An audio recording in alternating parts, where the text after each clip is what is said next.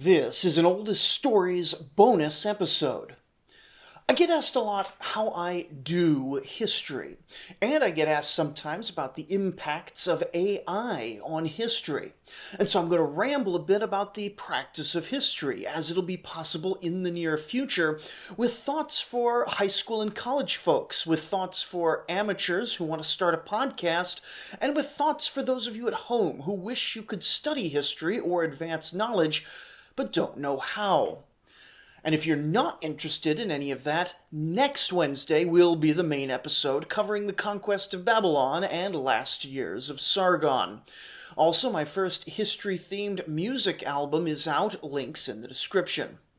We start with what the job of an historian is. And you'll find no shortage of methodologically precise, nitpicked specific definitions out there. But as far as I'm concerned, an historian is someone trying to figure out what happened in the past based on what we have in the present. To solve a puzzle like that, the core task is to read a lot, about all manner of things, to collect loose puzzle pieces in your mind, then to study particular areas and try to fit those pieces into a wider picture. To do it well, you need a lot of background pieces to give you options, to give you lots of places connections could be made, and to hint at the final image to guide you from making mistaken connections. It is, on the one hand, quite easy to be an historian if you're the sort that reads a lot and takes good notes. It is, on the other hand, inherently a significant bit of effort. You have to do a lot of reading, a lot of evaluating and pondering. The job of not only fitting pieces together, but also contesting those connections, even your own connections, to be quite sure, or to be quite clear when you are unsure, that those connections are secure. Now, this definition gets us a few common failure modes right away. Some history enthusiasts read only a few books. Now, perhaps they are quite good books, and perhaps they really don't have time for deeper engagement. I very much understand not having time for things, and if all you have time for is one book every now and then, I dearly hope that you enjoy it. But going from that to thinking you have a comprehensive model of history is usually quite dangerous. Multiple perspectives on multiple areas and depth in other disciplines are all required. Even Oldest Stories, the very best ancient Mesopotamian podcast on the internet, is, I'm sad to say, not enough. My perspective is very systems-based and narrative-heavy, neglecting cultural explanations and less comprehensive on archaeology. And of course, it won't get you far on Persian, Greek, Mesoamerican, Indian, or Chinese contexts that can all help inform your picture of how history works. Another failure mode that's extremely common in biblical studies and conspiracy thinking is in being too confident in your connections and not understanding the quality of evidence.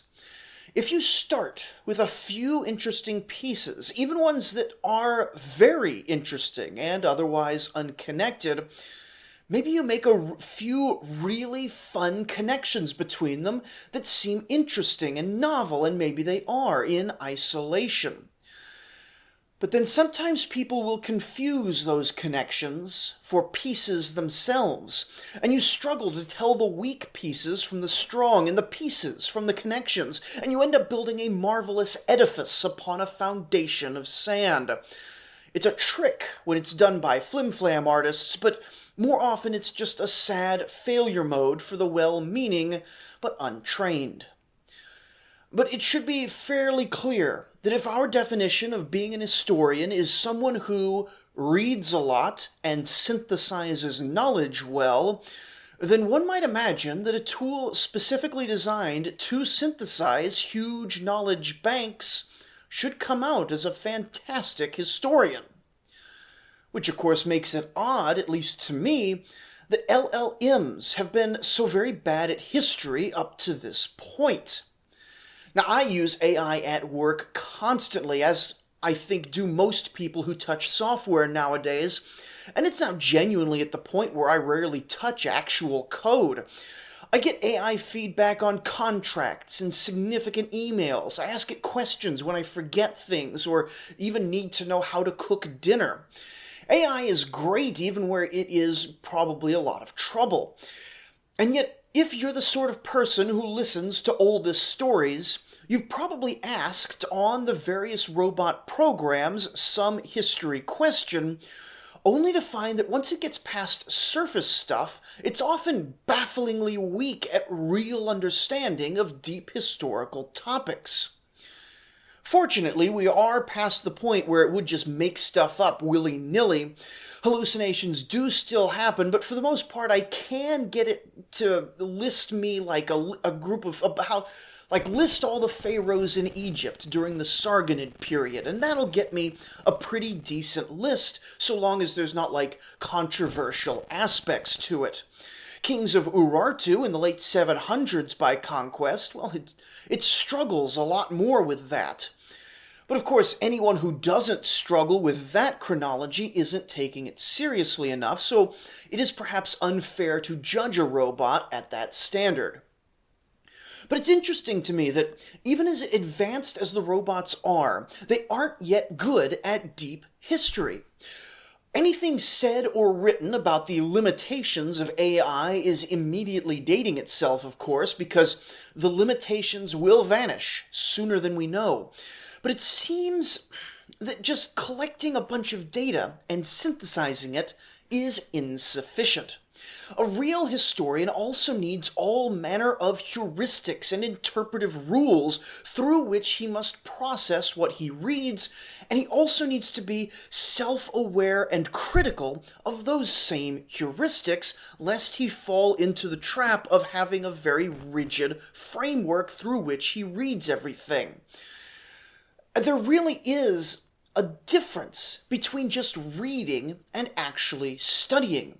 It is the difference between looking at the picture on the jigsaw puzzle box versus actually assembling the puzzle.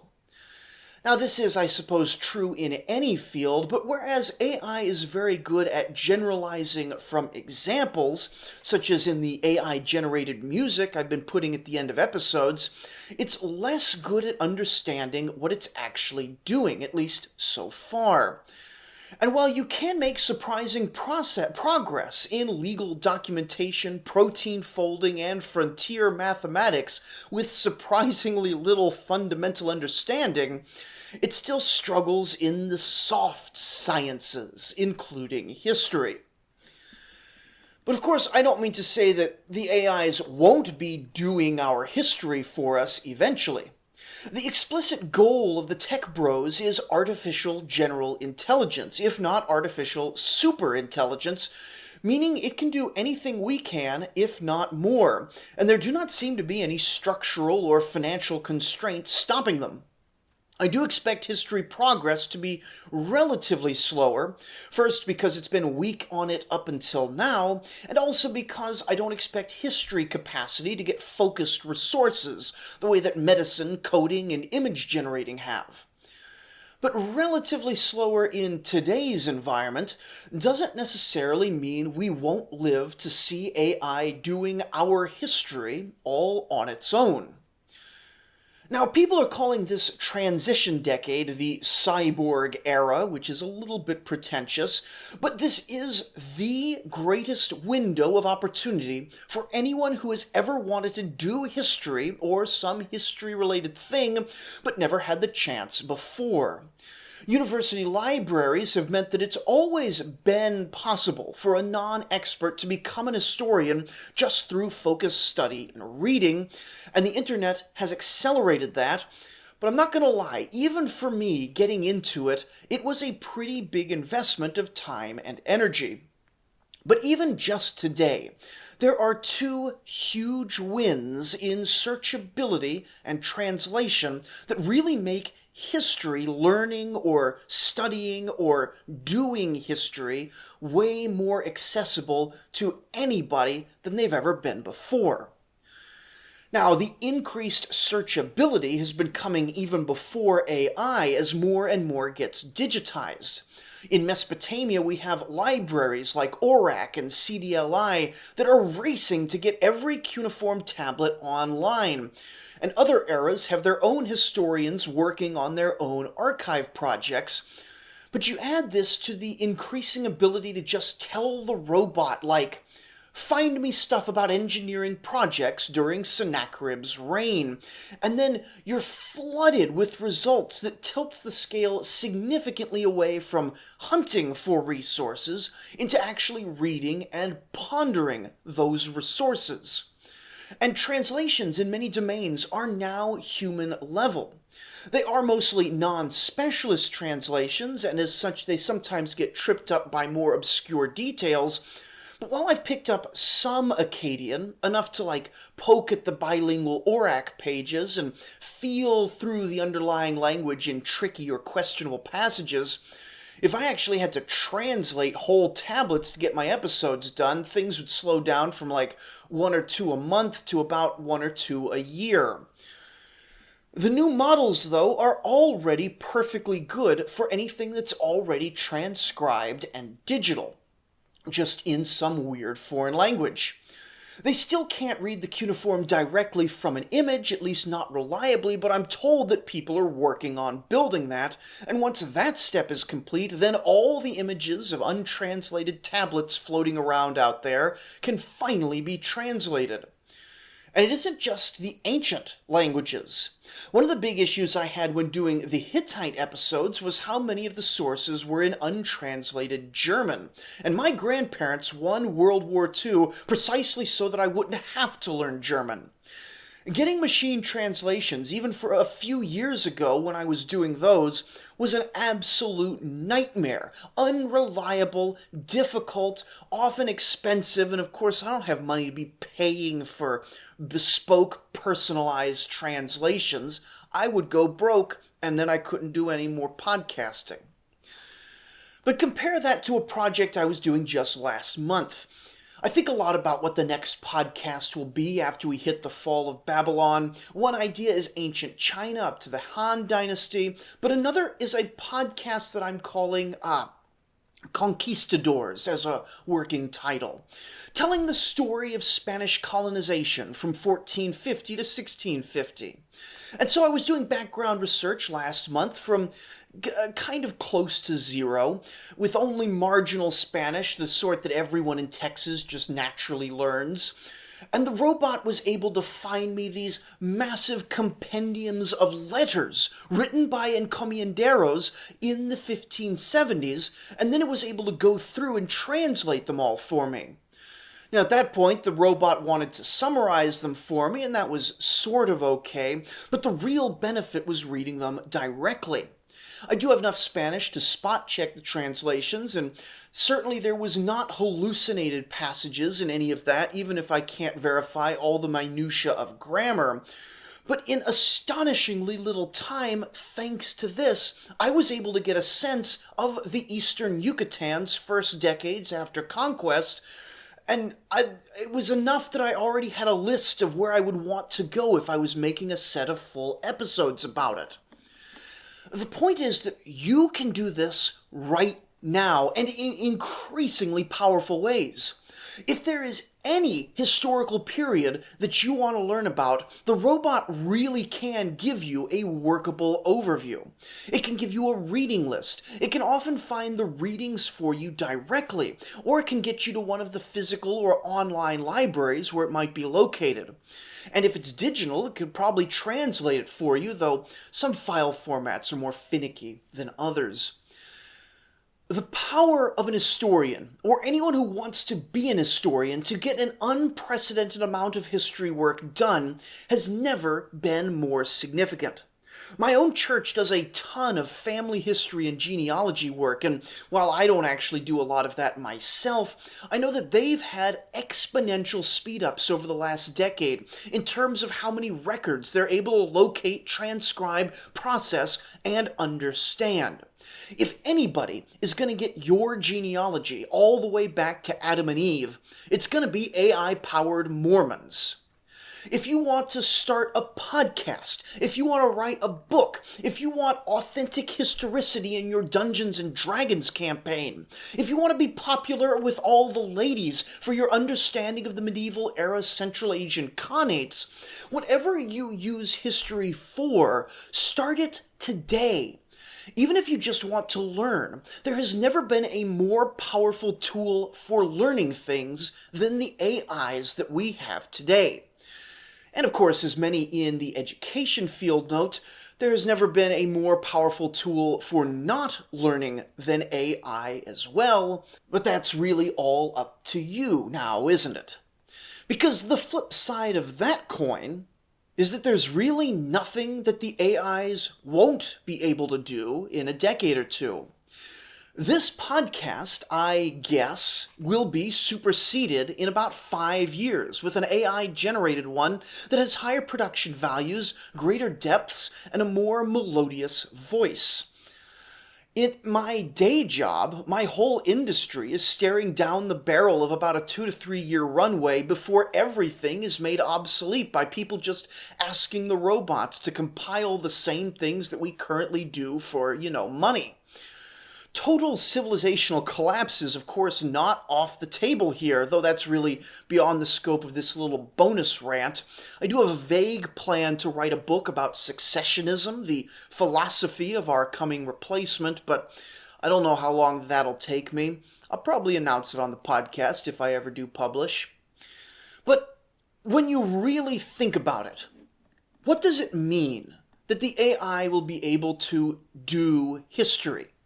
What does it mean that it can't do history today?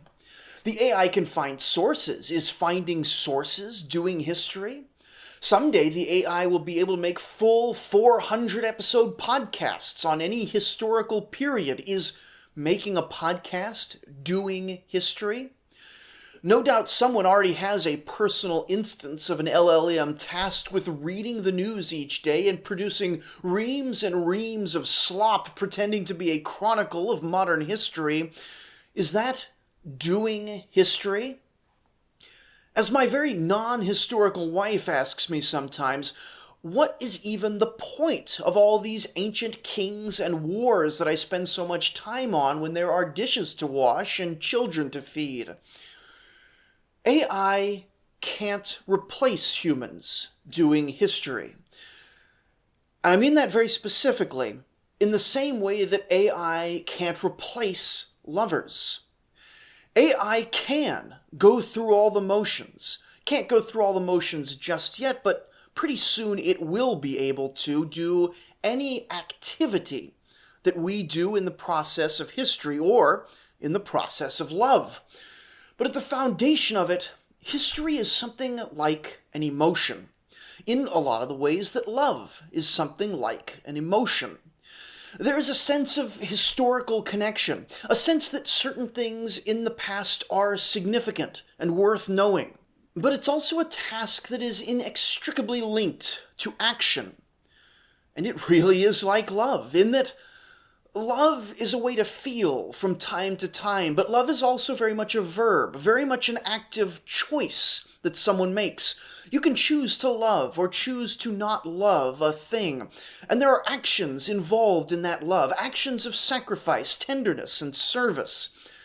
You can feel historically connected by going to places and learning stories, but this is also an action you take.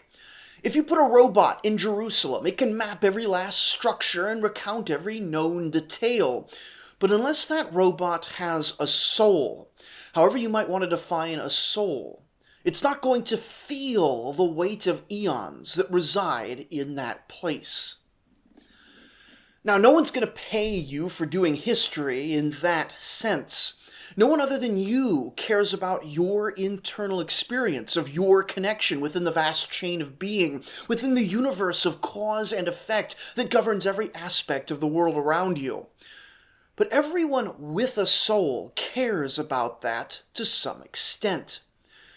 Not everyone does history, but everyone with a soul feels history. And while the economy might collapse due to the value of human labor falling to zero, thanks to essentially unlimited superintelligent competition in every possible realm of human action, that feeling of history within our own souls can't be replaced.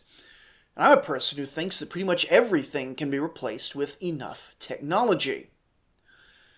Now, none of this is about what is right, by the way, much like most of my history episodes.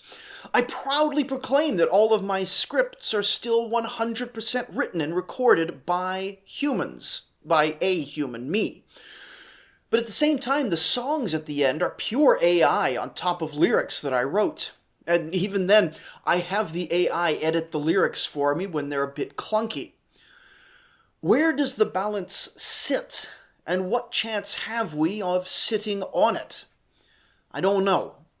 But I do know is that if you want to do history, if you want to feel history, then no matter what tidal wave is coming for us in the future, now is the best possible time to do it. The regular episode on Sargon's Fall will come out next Wednesday.